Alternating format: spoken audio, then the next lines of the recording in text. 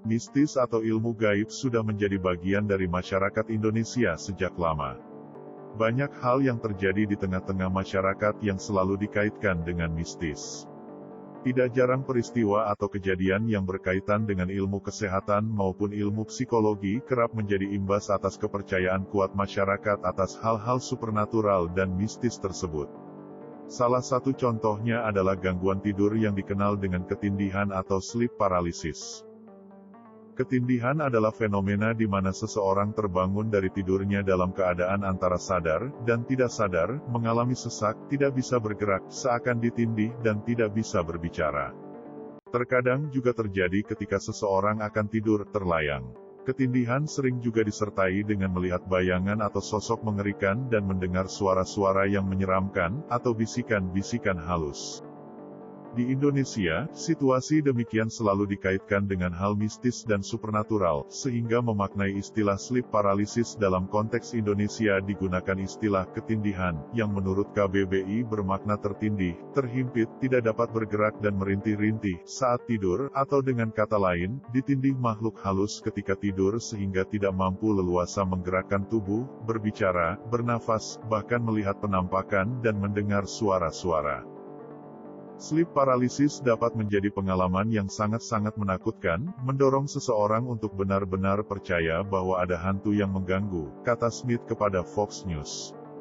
Terlepas dari kepercayaan yang berkembang di tengah masyarakat, sebenarnya tidak ada yang supernatural mengenai ketindihan.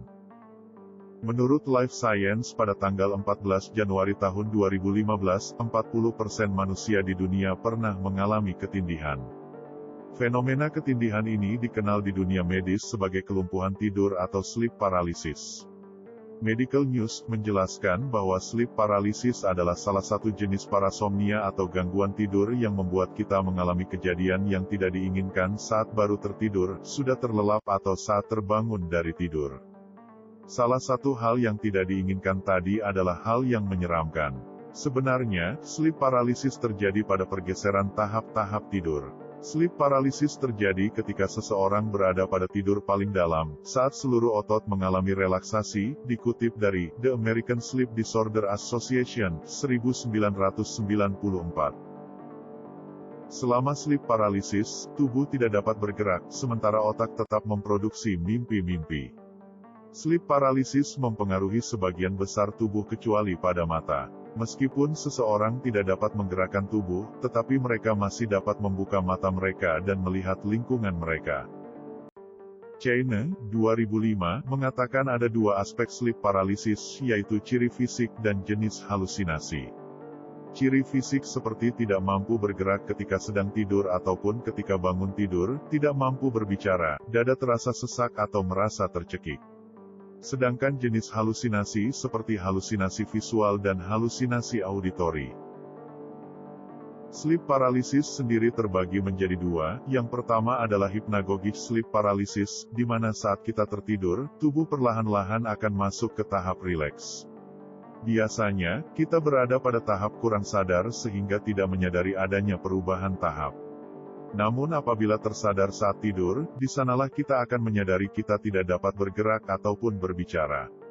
Yang kedua adalah hypnopompic sleep paralysis. Ketika tidur, kita akan mengalami pergantian antara tidur, REM atau Rapid Eye Movement, dan NREM atau Non-Rapid Eye Movement. Tahap NREM terjadi pertama dan memakan waktu hampir 75% dari waktu tidur. Pada tahap NREM, tubuh akan terasa sangat rileks dan tenang. Di akhir NREM, tahap tidur berubah menjadi REM. Mata kita akan bergerak cepat dan terjadi mimpi. Otot akan dikunci dan tidak aktif dalam tahap tidur REM. Jika kita tersadar sebelum REM selesai, di sanalah kita menyadari kita tidak dapat bergerak ataupun berbicara.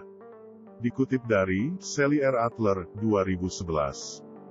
Lantas, apa yang terjadi sehingga ketika mengalami ketindihan, kita kerap melihat sosok menyeramkan dan mendengar suara-suara aneh? Ketika menyadari bahwa kita tidak dapat bergerak leluasa dan tidak dapat berbicara, perasaan cemas dan bingung akan menguasai otak kita. Menurut Jalal dan Vilayanur Ramachandran, 2014, dalam jurnal Medical Hypothesis, objek menyeramkan itu sebenarnya halusinasi yang merupakan hasil kerja otak untuk menghilangkan kebingungan atau gangguan dalam area otak yang berfungsi menyimpan peta saraf tubuh, atau yang dikenal dengan lobus paritalis yang terletak di otak bagian atas, dekat ubun-ubun. Jalal juga menjelaskan bahwa, saat ketindihan, lobus paritalis memantau saraf-saraf otak yang mengeluarkan perintah agar otot-otot bergerak, tetapi di saat yang sama tidak mendeteksi adanya pergerakan pada tubuh yang memang sedang lumpuh. Akibatnya terjadi kekacauan informasi tentang citra tubuh dalam lobus paritalis. Untuk menenangkan kondisi, otak memproyeksikan citra tubuh orang yang mengalami ketindihan pada figure atau sosok abstrak dalam halusinasi yang seringkali nampak seperti hantu. Halusinasi yang muncul bukan hanya berbentuk sosok, namun juga bisa berbentuk suara ataupun bunyi. Itulah salah satu sebab kita juga mendengar suara-suara ketika ketindihan. Alasan lain mengenai sosok dan suara-suara tersebut bisa diakibatkan oleh diri kita yang kebetulan memang sedang bermimpi buruk dan tersadar di tengah-tengah mimpi. Sehingga sosok yang kita lihat dan suara yang kita dengar di dalam mimpi tersebut memproyeksikan diri dalam halusinasi dan terasa seolah-olah nyata. Sebenarnya, hal-hal tersebut juga didorong oleh keyakinan alam bawah sadar kita yang menganggap bahwa ketindihan merupakan perbuatan para makhluk gaib, sehingga otak kita langsung mengkorelasikannya dengan sosok, penampakan dan suara-suara yang biasa dihubungkan dengan makhluk gaib. Diikuti dengan banyak perasaan negatif seperti cemas dan bingung, rasa takut tadi menyebabkan otak kita berhalusinasi dengan kuat sehingga sosok dan suara tampak benar-benar nyata. Dapat ditegaskan bahwa fenomena sleep paralysis atau ketindihan pada dasarnya tidak berkaitan dengan hantu atau makhluk halus seperti kepercayaan yang berkembang di tengah masyarakat pada umumnya.